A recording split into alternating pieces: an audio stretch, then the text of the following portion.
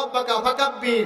দুনিয়ার জমিনে বসে যদি কোনো রাজনৈতিক নেতার স্লোগান তোমরা দাও তাহলে তোমাদের কোনো লাভ নেই। একটা লাভ দুনিয়াবি হবে, সেই লাভটা কি? এক প্যাকেট সিগারেট তুমি পাবে, একটি চা পাবে, একটি পান পাবে, এর ভিতর থেকে বা তোমার জানটাও চলে যেতে পারে। বলেন ঠিক কিনা?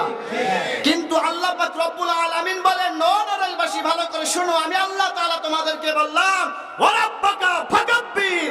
ওই আসমানের নিচের জমিনের উপরে যদি কোনো স্লোগান দিতেই হয়, যদি কারো নামে উচ্চ আওয়াজে নিতেই হয়, সেটা আওয়ামী লীগের কোনো নেতার নাম হবে না, সেটা বিএনপির কোনো নেতার নাম হবে না, সেটা জাতীয় পার্টির কোনো নেতার নাম হবে না।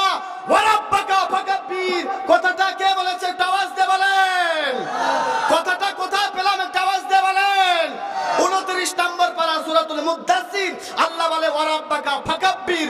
উচ্চ আওয়াজে যদি কোনো তাকবীর দিতেই হয় তাহলে সেটা হবে আমি আল্লাহ তাআলার নাম। কার নাম? অনারাইলের মুসলমান, তাহলে কোন নেতার স্লোগান দিয়ে আমাদের কোনো লাভ নাই।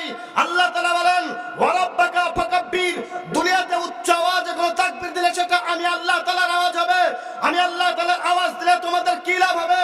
ভালো করে শুনেন, আমরা যে মানব জাতি, আমরা যে মানুষ, আমাদের দেহের ভিতরে একটা কলব আছে। এই কলবের 66 জায়গায় আল্লাহ শব্দটা লেখা আছে। একটু চিৎকার দিয়ে বলেন আল্লাহু আকবার। শুধুমাত্র তাই নয়, আল্লাহ তাআলা বলেন যদি কোন বান্দা আল্লাহু আকবারের ধ্বনি দেয় তাহলে ওই বান্দার হাড়ের রোগ হওয়ার সম্ভাবনা থাকে না। একটু চিৎকার দিয়ে বলেন আল্লাহু আকবার। তাহলে আওয়াজ যদি দিতে হয় আমরা কার নামের আওয়াজ দেব?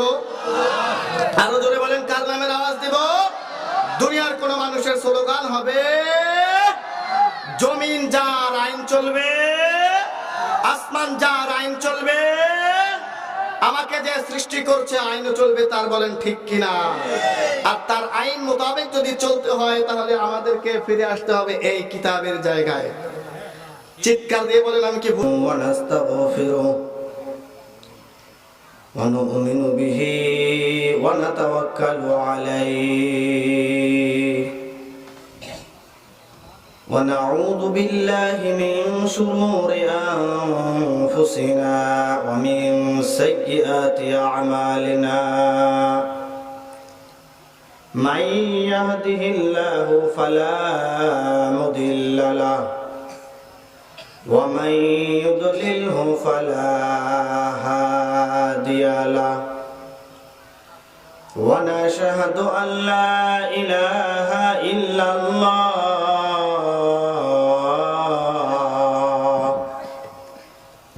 ونشهد أن محمدا عبده ورسوله أرسله بالحق بشيرا ونذيرا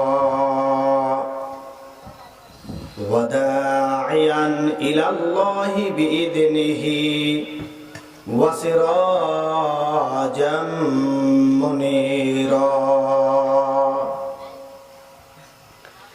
فقد قال الله تعالى في كلامه المجيد وفرقان الحميد. أعوذ بالله من الشيطان الرجيم. بسم الله الرحمن الرحيم. إذ قال يوسف لأبيه يا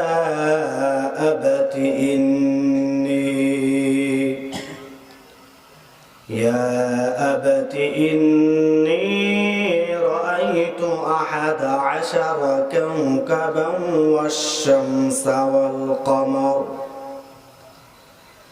والشمس والقمر رأيتهم لي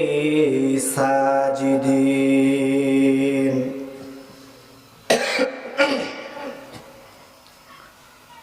أو كما قال النبي صلى الله عليه وسلم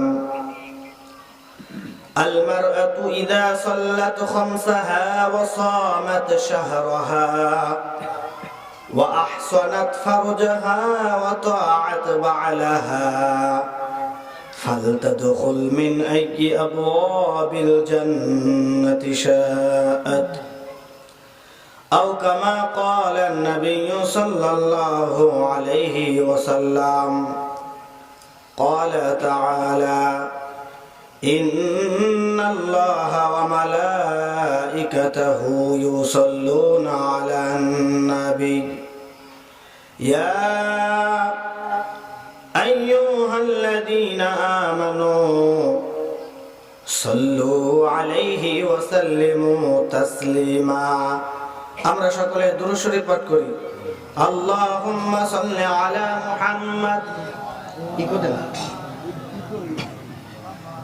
কামা সাল্লাইতা আলা ইব্রাহিম ওয়া আলা আলি ইব্রাহিম ইন্নাকা হামিদুম মাজিদ আল্লাহুম্মা বারিক আলা মুহাম্মাদ وعلى آل محمد كما باركت على إبراهيم وعلى آل إبراهيم إنك حميد مجيد لا إله إلا الله لا إله إلا الله لا إله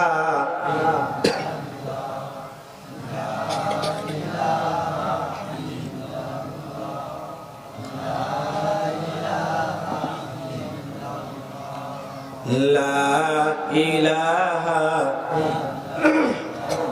কে আছো যেতে জান্নাতে এসে বসে পড়ো ময়দানেতে আমরা জান্নাতে যাইতে চাই কি চাই না কারা কারা দুই হাত উঠান নারায়ে তাকবীর কে আছো যেতে জান্নাতে এসে বসে পড়ো ময়দানেতে কে আসো যেতে জান্নাতে এসে বসে পড়ো মাহফিলেতে তবে তো খুশি হবেন আল্লাহ লা ইলাহা ইল্লাল্লাহ লা ইলাহা সবাই লা ইলাহা জোরে লা ইলাহা ইল্লাল্লাহ লা ইলাহা ইল্লাল্লাহ হাতে চলবে হাতের কাম পায়ে চলবে পায়ের কাম হাতে চলবে হাতের কাম পায়ে চলবে পায়ের কাম জবানে সবাই রাখো গো মুমিন জবানে সবাই জপুরে মুমিন আল্লাহ তাআলার সিফাতে নাম লা ইলাহা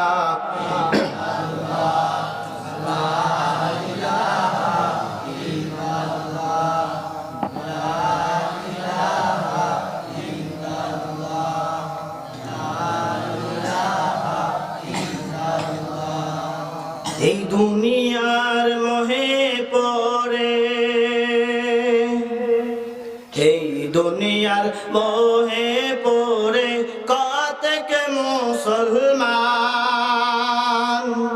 এই দুনিয়ার মোহে পড়ে কতক মুসলমান নামাজ রোজা সব সারিয়া নামাজ রোজা সব সারিয়া শুনে টিভির গান আছে না নাই ওরা কিসের মুসলমান ওরা কিসের মুসলমান সবাই বলতে পারবেন তো ইনশাআল্লাহ ওরা কিসের মুসলমান ওরা কিসের মুসলমান ওয়াজ মাহফিল হইলে কোথায় যাইতে চায় না সে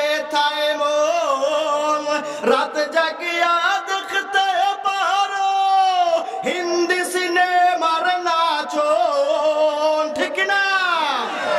ওয়াজ মাহফিল হইলে কোথায় যাইতে চায় না সে তাই মন, রাত জাগিয়া দেখতে পারো ল্যাংটা সিনেমার নাচন।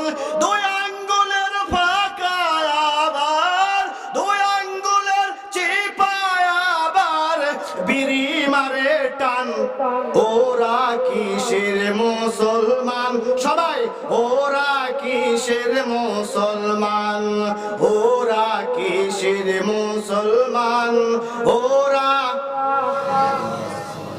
আপনারা খেয়াল করবেন আপনাদের পাশ থেকে কে বলে না, যে না বলবে তাহলে মনে করবেন সে ওই দলের লোক।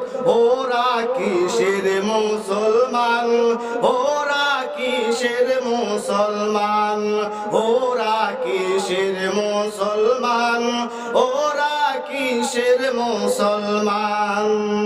কইলে নামাজের কথা দেখায় কত অজুহাত, হাতে ব্যথা পায়ে ব্যথা আবার নাকি গিরায় বাত, ঠিক না? কইলে নামাজের কথা দেখায় কত অজুহাত, হাতে ব্যথা পায়ে ব্যথা আবার নাকি গিরায় বাত। রুকু সিজদা করতে নাকি, রুকু সিজদা করতে নাকি মাজায় লাগে টান। ওরা কিসের মুসলমান সবাই, ওরা কিসের মুসলমান, ওরা কিসের মুসলমান, ওরা কিসের মুসলমান। পীর পূজার মাজার পূজায় দেশটা গেল জুড়িয়া, শিরক বিদআত ভণ্ডামিতে আমার সোনার বাংলা গেল ভরিয়া। আছে না নাই? আপনাদের এদিকে আছে, এদিকে আছে। পীর পূজার মাজার পূজায় দেশটা গেল জুড়িয়া, শিরক বিদআত ভণ্ডামিতে আমার দেশটা গেল ভরিয়া। গাজার কলকি টান মারিয়া, গাজার কলকি টান মারিয়া দেখাই খাজার শান। ওরা কিসের মুসলমান, ওরা কিসের মুসলমান, ওরা কিসের মুসলমান, ওরা কিসের মুসলমান। এই দুনিয়ার মোহে পড়ে কতক মুসলমান, এই দুনিয়ার মোহে পড়ে কতক মুসলমান। নামাজ রোজা সব সারিয়া, নামাজ রোজা সব সারিয়া শুনে টিভির গান। ওরা কিসের মুসলমান, ওরা কিসের মুসলমান, ওরা কিসের মুসলমান, ওরা কিসের মুসলমান। আপনারা বেজার হলেন নাকি? ঐতিহ্যবাহী বাংলাদেশের নড়াইল জেলার কলাবাড়িয়া নড়াগাতির ঘনশ্যামপুর বাইতুন নূর জামে মসজিদ ও যুব সমাজের উদ্যোগে চতুর্থ বার্ষিক তাফসিরুল কোরআন মাহফিলের সম্মানিত সুযোগ্য সভাপতি বিশিষ্ট আলেমে দ্বীন হযরত মাওলানা আব্দুর রহমান সাহেব নুরখানার হুজুর, হুজুরের হায়াতের ভিতর আল্লাহ তাআলা বারাকাত দান করুক। সকলে বলি বারাকাল্লাহু ফি হায়াতি, সকলে বলি আমিন আমিন। আজকের মাহফিলের প্রধান অতিথি আন্তর্জাতিক খ্যাতি সম্পন্ন মুফাসসির কোরআন বিশিষ্ট ইসলামী মিডিয়া ব্যক্তিত্ব হাফেজ মাওলানা সুলাইমান কবির নোমানী সাহেব, কেন্দ্রীয় সভাপতি বাংলাদেশ আল কোরআন গবেষণা পরিষদ ঢাকা। হুজুরের হায়াতের ভিতর আল্লাহ তাআলা বারাকাত দান করুক। আমরা সকলে বলি আমিন। উপস্থিত আছি আমি আপনাদের দোয়া নেওয়ার জন্য আপনাদের এলাকাতে আসলাম। আমি গুনাহগার মোহাম্মদ রাসেল, আপনারা আমার জন্য দোয়া করবেন, আমিও আপনাদের জন্য দোয়া করি। আল্লাহ পাক রব্বুল আলামিন যেন আমি গুনাহগারের মুখ থেকে এমন কিছু কথা বের করে দেয় যা আপনারা এবং আমি সহ আল্লাহ তাআলা আমাদের সকলকে আমল করার মতো তৌফিক ইনায়াত করুক। আমরা সকলে বলি আমিন।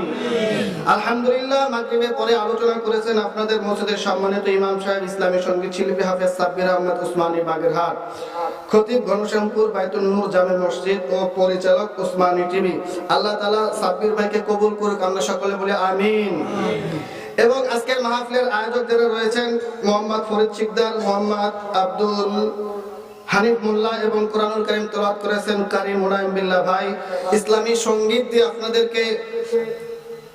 আপনাদের ইসলামী সঙ্গীত উপহার দিয়ে মনোমুগ্ধকর করলেন আমার এই ছোট ভাই শিশু শিল্পী মোহাম্মদ সাকিব আল হাসান। আপনারা সকলেই মুনাইম ভাই এবং সাকিব ভাইয়ের জন্য দোয়া করবেন, আল্লাহ তাআলা যেন তাদেরকে দিনের পথে কবুল করুক, আমরা সকলে বলি আমিন। পাশাপাশি দোয়া করছি আজকের মাহফিলের আয়োজক, একটু বিশেষ করে দোয়া করছি আমাদের হিজবুল্লাহ ভাইয়ের জন্য, কারণ অনেক দৌড়দৌড়ি করেছে আজকের মাহফিলটা নিয়ে, অনেক কষ্ট করেছেন। হিজবুল্লাহ ভাইকে কথা দিয়ে, শ্রম দিয়ে, বুদ্ধি দিয়ে যারা এই আয়োজনকে সফল করেছেন তাদের সকলের জন্য দোয়া করছি এবং আপনাদের জন্য দোয়া করছি। আল্লাহ পাক রব্বুল আলামিন যেমন করে এখানে আমাদের 10 মায়ের 10 সন্তানকে একই সামিয়ানার নিচে একই তাবুর উপরে 10 মায়ের 10 সন্তানকে জুড়ে মিলে বসে কোরআনুল কারীমের কথা, হাদিসের কথা শোনার মতো তৌফিক ইনায়াত করেছেন, সকলের জন্য দোয়া করছি। এইভাবেই আল্লাহ পাক রব্বুল আলামিন যেন আমাদের সকলকে জান্নাতে এইভাবে একত্রিত জুড়ে মিলে বসা আমাদের তৌফিক ইনায়াত করুক, আমরা সকলে বলি আমিন। আপনারা সকলে জান্নাতে যাইতে চান তো? কারা কারা জান্নাতে যাইতে চান না, যদি হাত উঠান তো। গুণে শেষ করতে পারবো না, না বিষয়টা ওরকম না, আসলে আমরা বুঝতে পারি নাই। আমরা সকলে জান্নাতে যেতে চাই, বলেন ঠিক কিনা?